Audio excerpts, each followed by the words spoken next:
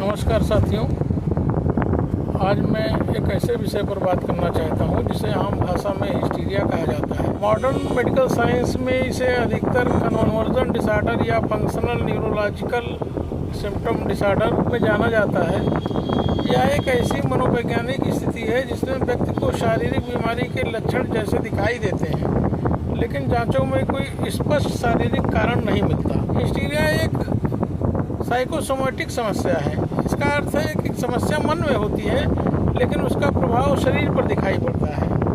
कई बार मरीज को बेहोशी, शरीर में अकड़न, बोलने में कठिनाई, चलने में परेशानी या दौरे जैसे लक्षण हो सकते हैं। लेकिन जब हम सीटी स्कैन, एमआरआई, ईसीजी या अन्य जांच कराते हैं तो अक्सर कोई स्पष्ट जैविक बीमारी नहीं मिलती। इसका मतलब यह नहीं है कि मरीज झूठ बोल रहा है या नाटक कर रहा है।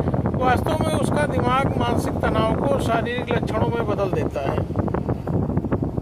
हिस्टीरिया के मुख्य लक्षण कई प्रकार के हो सकते हैं, जैसे अचानक या धीरे बेहोश हो जाना, शरीर का ढील पड़ जाना लेकिन सांस चलती रहे, दौरे जैसे झटके आना, खासकर हाथों या पैरों में, दांत भींच लेना, बोलने में कठिनाई या अचानक आवाज़ का बंद हो जाना, चलने में परेशानी या शरीर के किसी हिस्से में कमजोरी हो जाना, और कभी कभी ऐसा लगता है कि जैसे मरीज का दम ही घुट रहा हो। इन एपिसोड की अवधि कुछ मिनटों से लेकर कई घंटों तक हो सकती है और अक्सर ये अपने आप ही ठीक हो जाते हैं।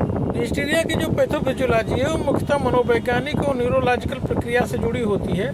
जब किसी व्यक्ति पर अत्यधिक मानसिक तनाव, डर, दुख या भावनात्मक दबाव होता है तो मस्तिष्क का लिम्बिक सिस्टम और फ्रंटल कॉर्टेक्स प्रभावित होते हैं। ये क्षेत्र हमारी भावनाओं और व्यवहार को नियंत्रित करते हैं। ऐसी स्थिति में दिमाग उस मानसिक तनाव को सीधे सहन नहीं कर पाता, इसीलिए वह इसे शारीरिक लक्षणों में कन्वर्ट कर देता है।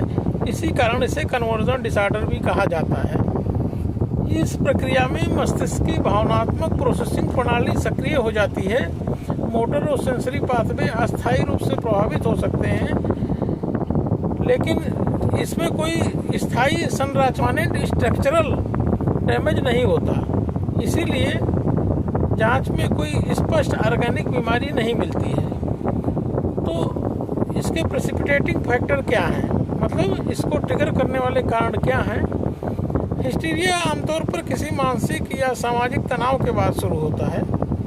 मुख्य प्रेसिपिटेटिंग फैक्टर हैं अत्यधिक मानसिक तनाव, पारिवारिक विवाद या रिश्तों में समस्या, परीक्षा का डर या असफलता, आर्थिक और सामाजिक दबाव, किसी प्रिय व्यक्ति की मृत्यु या भावनात्मक आघात, लंबे समय तक दबा हुआ गुस्सा या दुख, या व्यक्तित्व में भावनात्मक अस्थिरता।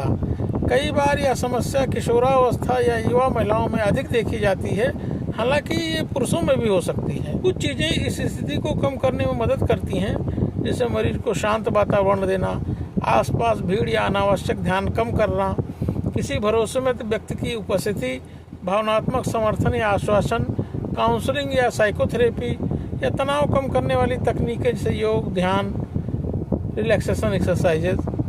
कभी कभी डॉक्टर आवश्यकता अनुसार एंटी एंजाइटी या सेडेटिव दवाएं भी देते हैं। अंत में मैं यही कहना चाहूँगा कि हिस्टीरिया कोई नाटक या बनावटी बीमारी नहीं है।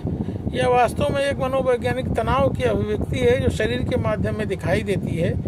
इसलिए ऐसे मरीजों के साथ हमें सहानुभूति, धैर्य या समझदारी से व्यवहार करना चाहिए। सही काउंसलिंग, मानसिक समर्थन और तनाव प्रबंधन से अधिकांश मरीज पूरी तरह सामान्य जीवन जी सकते हैं। धन्यवाद।